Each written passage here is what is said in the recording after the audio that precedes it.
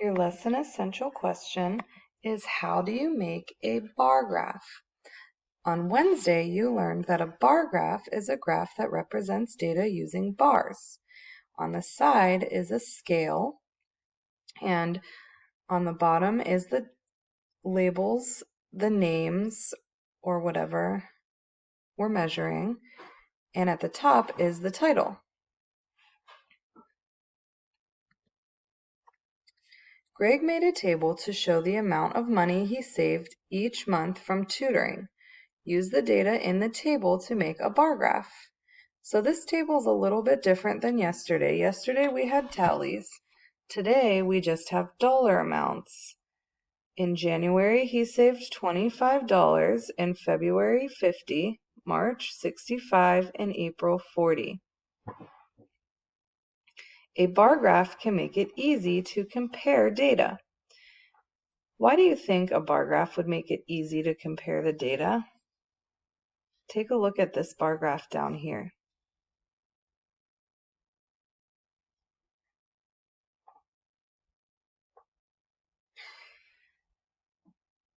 It's easy to see which bars are bigger and how much bigger, and which ones are smaller and how much smaller. So looking at the bars next to each other, we can easily compare the difference. So we've collected our data in a table. The first thing we need to do is write a title. So we use the same title as the table, Amount Greg Saved Each Month. The title of this bar graph is Amount Greg Saved Each Month. Choose the scale. Decide how many units each grid line will represent. Yesterday when we talked about the scale, we talked about how it's kind of like a number line, but it goes up and down. We don't have to count by ones. So this bar graph is counting by tens, and that's totally fine. Choose the scale. Okay, each grid line will represent $10. So you can see down here, we have the months that Greg was collecting money. We need to go up to our table and look at how much he collected each month, and we draw a bar up to that amount. So in January, he collected 25. So the bar goes past 20. It doesn't go to 30 though, it goes in the middle, 25. February 50, you can see the purple bar goes up to the 50.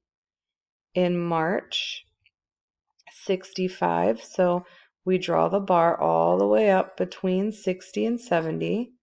And then in April, $40, so the bar goes up to 40.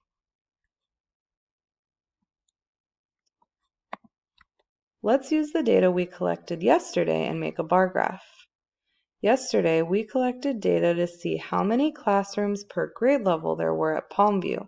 We turned that data into a picture graph. Today we'll turn it into a bar graph.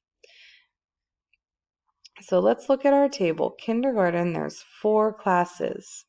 So I'm going to go over to the bottom where it says grade levels. We'll take a look at my scale. I know there's 4 classes, so my bar needs to go all the way up to the 4. So all I do is draw a bar just like that.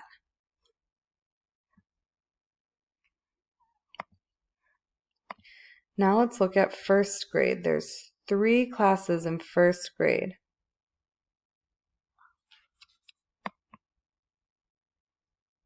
So I go to the bottom where it says 1, and I draw my bar all the way up to the 3.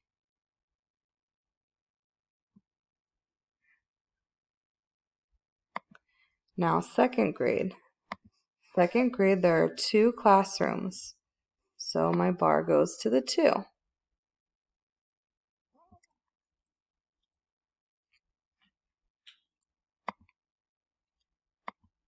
Third grade, there are 4 classrooms. So this bar goes all the way up to the 4.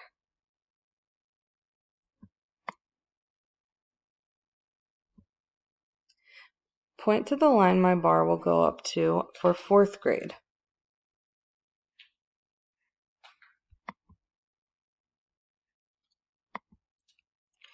Fourth grade, 3, so we need to draw our bar all the way up to the 3. Now point to where my bar will go for 5th grade.